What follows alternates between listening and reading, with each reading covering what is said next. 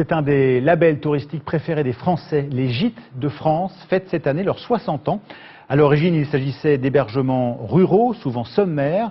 Mais au fil du temps, l'association s'est diversifiée et propose aussi maintenant du très haut de gamme. Reportage en Normandie, Agnès Giraud-Carlier et Xavier Deperthe. Au cœur de la campagne normande, nichée dans un écrin de verdure, cette demeure d'exception est un gîte de France. Une suite à 250 € pour une nuit de châtelain, marbre, toile de Jouy, ambiance 18e siècle, le luxe à la française. C'est ce qu'on aurait aimé trouver si nous, en tant qu'hôtes, on se retrouvait dans un château. On aurait aimé retrouver de belles antiquités de l'époque, des belles chambres qui nous font voyager dans le temps. Comme cet hébergement, aujourd'hui, plus de 60% des gîtes de France ont 3 épis et plus, un gage d'excellence. Bienvenue au château de Chantor. Merci, bonjour. Bonjour madame. Avec le beau temps. Pour fêter leurs 40 ans de mariage, ces hôtes se sont offert la suite, avec vue sur le Mont Saint-Michel.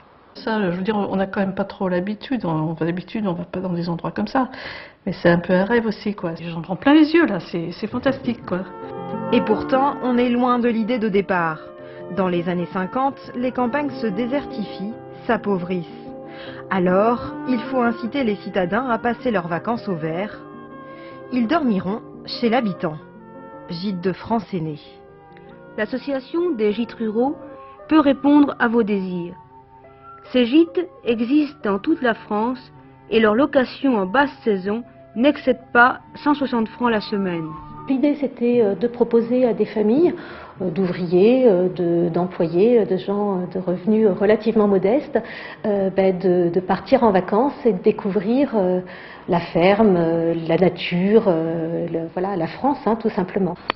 Complément de revenus pour les agriculteurs de l'époque, ce mode d'hébergement attire aujourd'hui d'autres propriétaires et de plus en plus en font même leur métier. Sylvain Clairaut a tout quitté pour rénover son gîte. J'étais professeur de menuiserie en fait, et puis donc ça fait maintenant 2 ans que j'ai quitté l'éducation nationale. Je pense que maintenant, oui, je vais passer l'essentiel de mon temps dans la restauration de ce genre de bâti. Face à une concurrence de plus en plus vive des nouveaux modes d'hébergement chez les particuliers, certains propriétaires jouent la montée en gamme et l'innovation et proposent parfois des habitations très atypiques.